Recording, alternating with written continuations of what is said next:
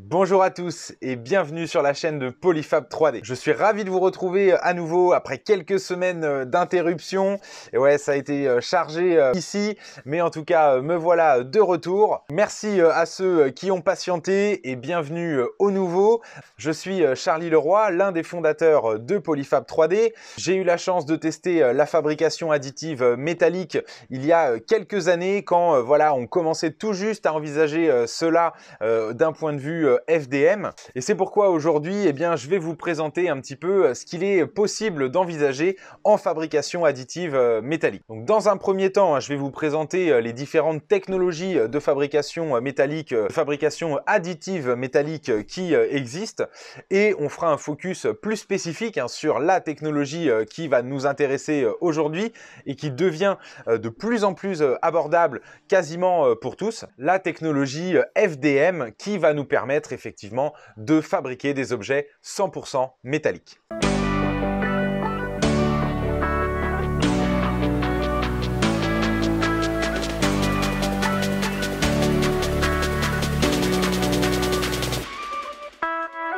Donc pour ce sujet, j'ai décidé de faire encore une fois une série de 2 vidéos. Et dans cette première vidéo, on va introduire, on va dire, les différentes technologies de fabrication métallique et vous aurez les clés pour en tout cas pouvoir débuter un petit peu par vous-même votre expérience de cette fabrication. Et dans la seconde vidéo, eh bien, je vous donnerai tous les résultats de mes tests que l'on va réaliser au cours de cette vidéo et je vous donnerai également tous les résultats de paramétrage qui m'ont donné justement les meilleurs résultats. Et on verra également dans cette seconde vidéo comment et pourquoi est-ce que les grands fabricants ont décidé de lancer des kits d'upgrade ou des kits d'évolution ou des nouvelles machines dédiées à la fabrication FDM métallique. En tout cas, on retourne au sujet qui nous intéresse dans l'immédiat. Quelles sont les différentes technologies de fabrication additive métallique qui existent actuellement? On va retrouver la plus connue, on va dire la technologie SLM. Cette technologie SLM est très proche de la technologie SLS où on va ici utiliser donc un lit de poudre sur lequel un laser viendra pointer de manière à durcir justement la zone et ainsi travailler couche par couche en ajoutant progressivement une couche de poudre justement sur celle qui a précédemment été durcie. On va donc pouvoir fabriquer des objets métalliques à travers cette technologie. Technologie assez onéreuse, encore très peu présente dans les environnements traditionnels, on va dire. On va plutôt la limiter à des industries de très haut niveau pour des productions.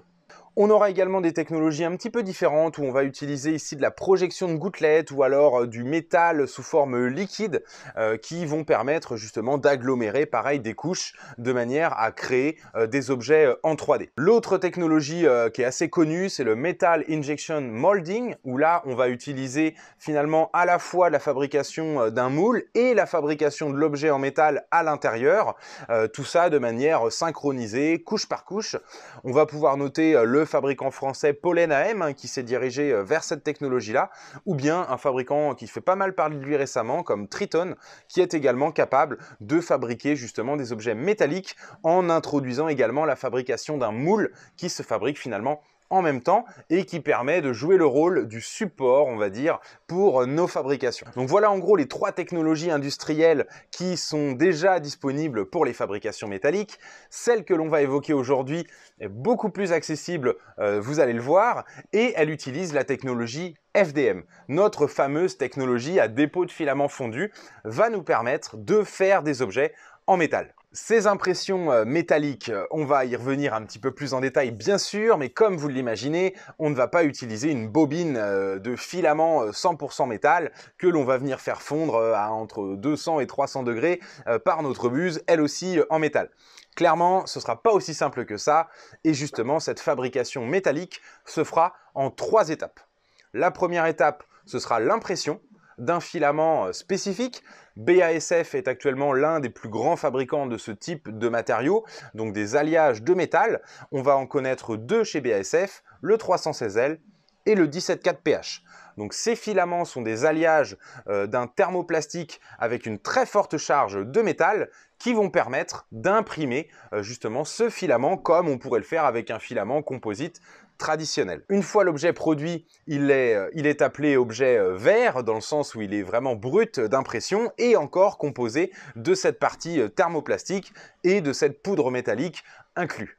Donc la deuxième étape qui va être importante et qui va être indispensable pour pouvoir avancer vers les phases de récupération de l'objet 100% métal, la première phase, c'est un déliantage chimique. Généralement, on va insérer justement nos pièces imprimées dans une solution chimique qui va permettre de faire fondre, de brûler, on va dire justement ce thermoplastique en laissant finalement pas mal de vide dans l'objet. Donc on va produire à ce stade-là un objet qui va devenir extrêmement fragile et friable et qui devra être tout de suite après plongé pour la troisième étape dans un four de fritage. Donc un four de fritage à très haute température en fonction des métaux entre 1200 et 1400 degrés qui va permettre justement à la matière métallique sous pression de reprendre, on va dire, sa forme initiale en ayant comblé justement les vides qui ont été laissés par la phase d'avant dans le retrait de ce thermoplastique. Donc cette technologie en 3 étapes, vous l'avez compris, permet d'imprimer l'objet, de délianter l'objet de son thermoplastique qui a été nécessaire pour la mise en forme de filament et forcément son impression. Et la troisième étape qui va être finalement la fusion et la contraction de cet objet, car vous l'avez déjà un petit peu compris, eh bien on va devoir imprimer un objet plus gros que ce qu'il ne sera finalement à la fin où il va perdre en dimension pendant ces phases de post-traitement. Je vous mets pas mal de petites illustrations de ces différents procédés pendant que je les explique, mais on y reviendra un petit peu plus tard justement dans une seconde vidéo qui sera également dédiée au métal où vous pourrez voir plus en détail les résultats que l'on va avoir suite aux impressions que l'on va faire dès aujourd'hui. Historiquement, cette technologie d'impression en 3 étapes a été développée par le fabricant Markforged sous l'imprimante Metalix qui avait été dédiée exclusivement justement à la fabrication d'objets en métal. Désormais, ça fait quelques années et on a vu d'autres fabricants comme Ultimaker ou comme BCN 3D qui ont rendu possible, on va dire, la fabrication de ces filaments métal de BASF sur leurs imprimantes, avec des kits d'upgrade ou des kits d'expansion qui permettent d'ajouter des éléments, on va facilement pouvoir imaginer utiliser une imprimante 3D de type Ultimaker pour utiliser ces filaments métalliques. Qu'est-ce que contiennent ces kits d'upgrade ou ces kits d'évolution qui vont permettre à votre imprimante basique, on va dire, d'imprimer du métal? Eh bien, comme tout composite avec une charge abrasive, il va falloir utiliser une buse renforcée et de la même manière, un système d'extrusion, un feeder, on va dire, qui lui aussi est également renforcé pour prévenir justement l'abrasion que va produire ce type de filament. La deuxième chose qu'il faudra, c'est une colle adaptée. On est ici sur un thermoplastique qui a une difficulté d'adhérence importante, on va dire, sur des plateaux basiques. Donc il faudra utiliser une colle spécifique adaptée. Magigoo en fournit d'ailleurs une parfaitement adaptée à cette gamme de filaments BASF. Et justement, il vous faudra une bobine de filaments BASF. Donc une bobine de 300 CZL ou une bobine de 17,4 pH. Vous allez avoir des résultats qui sont relativement proches, en sachant que chaque métal aura sa spécificité. D'un point de vue impression 3D, par expérience, je vous recommanderais plutôt d'essayer le 17,4 pH qui va créer moins de contraintes pendant les phases justement de déliantage et de fritage. Dans tous les cas, une fois que vous avez votre buse renforcée, que vous avez votre bobine de filament et la colle adaptée, eh bien il va vous falloir une imprimante adaptée. Donc, finalement, une imprimante adaptée, c'est assez courant. Il faut une buse qui soit capable de chauffer jusqu'à 250 degrés. Donc je dirais que la majorité des imprimantes en sont capables. Il va falloir un plateau qui lui soit entre 90 et 105 degrés. Et je recommande ici plutôt la plage des 100-105 degrés pour avoir effectivement une bonne adhérence. Donc c'est là où le choix de l'imprimante peut forcément être un petit peu plus limitant, mais vous verrez que dans mes tests aujourd'hui, j'ai utilisé l'imprimante Ender 3 S1 qui a justement une limite de température plateau à 100 degrés et on verra un petit peu les résultats que j'ai pu avoir. La dernière chose qu'il va falloir avoir, et c'est sans doute ça le plus important, c'est le profil d'impression qui convienne bien. C'est là où justement ces fabricants qui ont commercialisé leur kit d'évolution ou leur kit d'upgrade ont inclus dans ces éléments le profil d'impression qui va être parfaitement adapté à ce matériau pour leur machine. Et donc c'est ça aujourd'hui que je vais essayer justement de creuser un petit peu pour peut-être réussir à avoir un niveau de résultat qui est aussi bon sur des imprimantes qui ne sont pas bien conçues autour de cet environnement métallique comme ont pu le faire certains fabricants. Aujourd'hui, le test, ça a été d'utiliser ce filament métallique sur la Pro 3, la Raise 3D Pro 3 et son logiciel IDEA Maker, et également la même chose sur la Ender 3 S1 de Creality avec cette fois-ci le logiciel Cura. On y reviendra juste après, mais une fois que cette impression a été réalisée, eh bien, il y a encore les étapes de déliantage et de fritage que vous devez réaliser. Donc, avoir chez vous l'équipement complet qui permet de faire ça en interne, c'est faisable, mais il faut compter entre 200 et 300 000 € pour les équipements à la fois de déliantage et de fritage. Donc, bien évidemment, on va proposer des solutions alternatives. Et encore une fois ici, BASF a trouvé la solution qui paraît vraiment la plus abordable. C'est-à-dire que vous allez, pour une cinquantaine d'euros, être en mesure d'envoyer directement à une société spécialisée vos pièces imprimées pour qu'elle vous les retourne avec tout le post-traitement qui a été réalisé. Donc vous allez pouvoir utiliser le coupon fourni par BASF qui vous permet d'envoyer jusqu'à 1 kg de matière pour justement pouvoir le récupérer totalement post-traité et avec votre pièce purement métallique une fois ces deux étapes réalisées. Ce coupon inclut le transport aller-retour de vos pièces et permet vraiment en quelques semaines d'avoir vos retours de pièces en métal directement chez vous et qui sont initialement sortis de votre imprimante FDM. Donc ce coupon permet très facilement, on va dire, de ne pas avoir à s'occuper en interne des solutions de déliantage et de fritage qui étaient vraiment la chose la plus problématique quand on avait une imprimante comme la Metalix à utiliser. Je reviendrai dans la seconde vidéo sur justement le paramétrage slicer qu'il faut avoir développé pour être capable d'avoir de bons résultats en impression métal. Pour le moment, ce que je peux déjà vous dire, c'est qu'il y a quand même déjà plusieurs choses à bien respecter pour avoir de bons résultats. Et si vous voulez vous entraîner dès maintenant, eh bien la première chose que je peux vous recommander, c'est l'utilisation d'une imprimante Direct Drive. Ici, vous êtes sur un filament qui est assez cassant, qui a une charge métallique qui est très importante et donc vous êtes sur un filament qui est très fragile. Vous pourrez le voir ici, j'ai systématiquement utilisé le moins de distance possible entre mes extrudeurs et ma bobine. Vous pouvez le voir ici sur la Pro 3, je n'ai pas utilisé le support officiel de ma Pro 3 pour insérer cette bobine, mais je l'ai directement positionnée sur la tête d'impression à proximité pour vraiment avoir le moins de contraintes possible sur le déroulement de mon filament. C'est également ce que j'ai fait sur la petite S1 où j'ai évité de passer à travers le détecteur de présence du filament qui risquait encore une fois de faire des frottements et potentiellement de casser ce filament très fragile. Donc vous pourrez le voir, j'ai mis un petit filament à l'intérieur pour faire croire que le filament était là alors que je l'avais évité ce capteur. La deuxième chose que je tiens déjà à vous informer, c'est en termes d'adhérence. Donc j'ai eu une adhérence meilleure sur la Raise que ce que j'ai eu sur la S1 et cela est sans doute lié à deux choses. Déjà, premièrement, les 100 degrés plateau que m'annonce Creality sont sans doute un petit peu en dessous de la réalité. Je n'ai pas vérifié avec un thermomètre, mais j'aurais tendance à penser qu'on n'était pas tout à fait à 100 degrés quand je mettais la main sur le plateau. Voilà, c'était pas les mêmes 100 degrés que ce que j'avais sur ma Raise.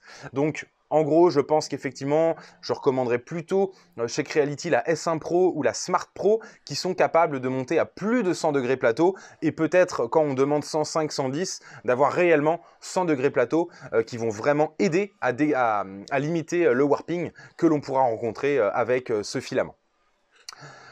La Pro 3, donc, elle est facilement capable de monter et de stabiliser une réelle température de 100 degrés sur son plateau et elle dispose d'un BuildTac, un réel BuildTac qui m'a également prouvé qu'on avait une meilleure efficacité d'adhérence que sur la version plateau flexible équipée d'un revêtement comme Creality le fait. Voilà, l'adhérence a été meilleure sur le BuildTac officiel de Raise 3D. Néanmoins, j'ai utilisé de la colle dans les deux cas, mais malgré tout, l'adhérence a été meilleure sur la Pro 3, sans doute en grande partie grâce à la température un petit peu plus stable. L'autre point sur lequel je veux apporter une petite précision, c'est la température d'extrusion de ce filament. Ici, vous allez voir que BASF recommande une température d'extrusion aux alentours de 245 degrés. Ce qu'il faut savoir, c'est que le thermoplastique utilisé pour ce filament est du POM. Certains d'entre vous ont peut-être déjà utilisé du POM en impression 3D. Il y a quelques années de cela, ça existait. C'est devenu de plus en plus rare parce que justement assez complexe à imprimer. Mais ce qu'il faut savoir surtout avec le POM, c'est qu'il se marie plutôt bien avec le métal et que le résultat est quand même qu'on a beaucoup moins de warping qu'avec du POM pur pour ce filament-là. Mais c'est surtout la toxicité du POM ici que je voulais mettre en avant. Le POM n'est vraiment pas à imprimer au-delà de 255 degrés.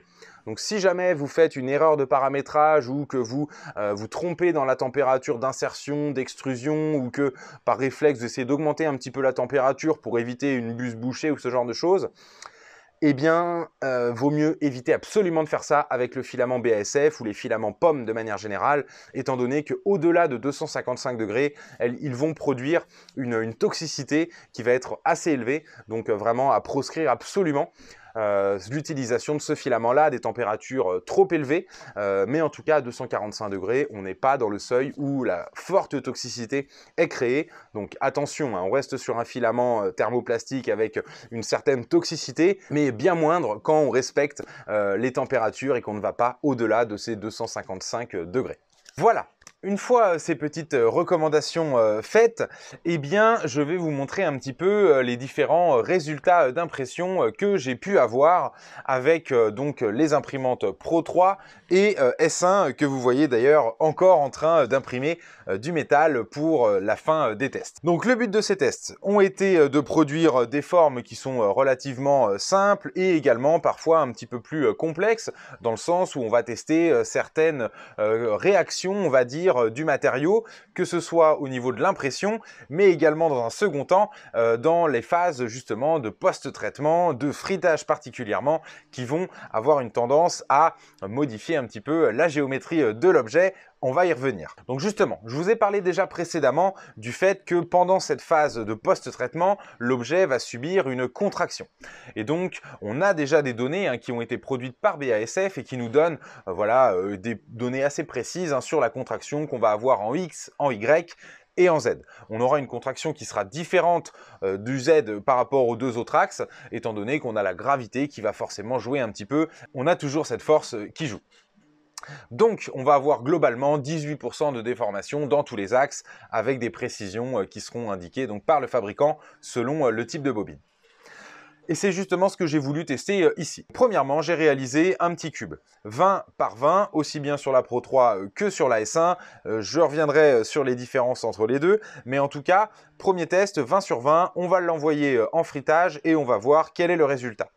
Deuxième petit cube, je l'ai surdimensionné en respectant les consignes annoncées par BASF et donc j'espère avoir à la fin un véritable cube métallique de 20 par 20 par 20 étant donné que je l'ai surdimensionné en partant de cette base de 20 que je vais donc voir rétréci ici. Donc on verra le résultat de ces deux éléments, encore une fois testés sur les deux imprimantes. J'ai ensuite testé des pièces un petit peu différentes. Ici, on va retrouver une petite forme qui a plutôt pour vocation de tester les différents overhangs et l'aspect extérieur, on va dire, d'une pièce. Sur cette pièce-ci, on va également tester pas mal de choses. On verra les résultats et également un petit peu de pente sur ces ailettes. On verra bien le résultat de ces impressions après les post-traitements. Pour ce qu'il en est du dimensionnel, eh bien finalement les résultats sont très bons. Ils sont un petit peu meilleurs sur la Pro 3, vraiment on est sur des cubes qui mesurés sont à 19,9, 19 même 95, alors que sur Creality déjà de base on n'est pas tout à fait au même niveau, on a un écart, une tolérance qui est un petit peu supérieure, on est plutôt aux alentours de 0,15, mais là voilà, c'est vraiment moi qui joue avec mes débits. Et j'ai sans doute une usure de buse qui est également plus rapide sur la Creality, qui rend un petit peu plus complexe le maintien, on va dire, d'une tolérance aussi bonne que ce que l'on a sur la Raves avec la buse plus renforcée. Ce que je peux par contre donner comme avantage à la Creality, c'est sa première couche qui est quand même un petit peu mieux écrasée. Donc là, c'est encore un petit peu de travail de débit et d'épaisseur de première couche qui vont permettre vraiment d'avoir quelque chose qui s'améliore un petit peu sur la Raves. Et pour ce qu'il en est de la Creality, dans tous les cas, j'ai eu du warping, donc j'ai dû créer un radeau. Le radeau est compliqué à enlever forcément en impression métal, mais pas le choix avec la Creality pour minimiser, on va dire, le warping. Le radeau m'a quand même bien aidé. Justement, pour ce qu'il en est du radeau, eh bien forcément c'est très complexe à retirer en métal, mais vous pouvez voir hein, sur les petites vidéos que finalement en usant d'une lame, eh bien on arrive assez bien à effeuiller, on va dire un petit peu notre radeau jusqu'à vraiment n'en laisser quasiment aucune trace, et ça vous permet de voir un petit peu ce qu'il est éventuellement possible de faire déjà en termes de correction, voire éventuellement même en termes de sculptage de votre pièce imprimée pour pouvoir l'envoyer vraiment plus facilement en cuisson. Parce que pour information, hein, le post-traitement, si je voulais lisser mes cubes, eh bien j'aurais plus intérêt à les poncer avant impression, avant post-traitement que après poncer du métal. Ça restera beaucoup plus compliqué à poncer que cet alliage entre plastique et métal. Et justement, c'est là où la deuxième vidéo nous montrera un petit peu l'intérêt qu'ont eu les fabricants à nous sortir des solutions tout en un, hein, que ce soit les déclinaisons d'Ultimaker et BCN ou ce que Race 3D va nous apporter. On y reviendra hein, dans la prochaine vidéo, mais c'est justement la gestion des supports. Parce que des supports en métal pour une impression en métal, eh bien là, ça va poser des problèmes. Ce qu'il faut comprendre, c'est que les supports sont importants pendant l'impression pour éviter que la matière s'effondre. Eh bien, ce sera également le cas pendant le frittage. Donc, si vous retirez les supports avant les phases de post-traitement, avant le frittage au four, eh bien, votre pièce va s'effondrer dans le four. Donc, il faut laisser les supports pour la phase de post-traitement.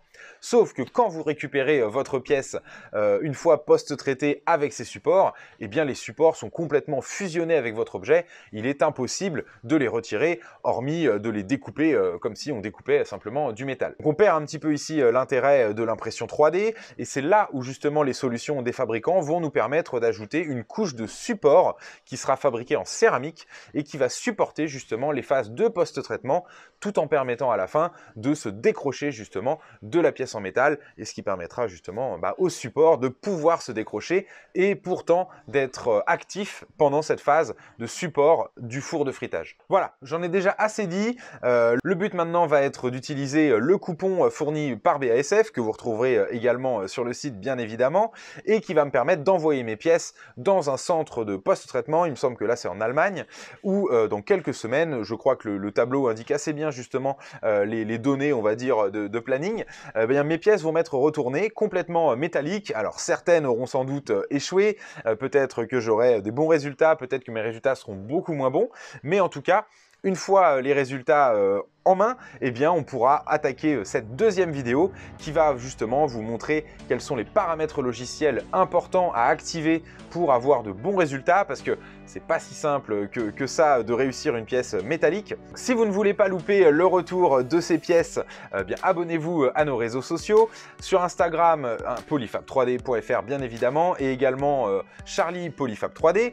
Et je vous invite aussi à nous rejoindre sur LinkedIn, sur lequel on est assez actif et on poste du contenu un petit peu différent, plutôt orienté professionnel, mais en l'occurrence le métal va également faire partie des sujets qu'on évoquera, donc vous verrez des nouveautés à ce niveau-là également sur les LinkedIn. Ça me fait extrêmement plaisir de vous retrouver sur YouTube, et donc je vous dis à très vite pour cette seconde vidéo. Si vous voulez nous soutenir, allez faire un tour sur le site de polyfab3d.fr, on a forcément quelque chose qui va vous intéresser, et je vous dis c'est promis, à très vite pour la suite de cette vidéo.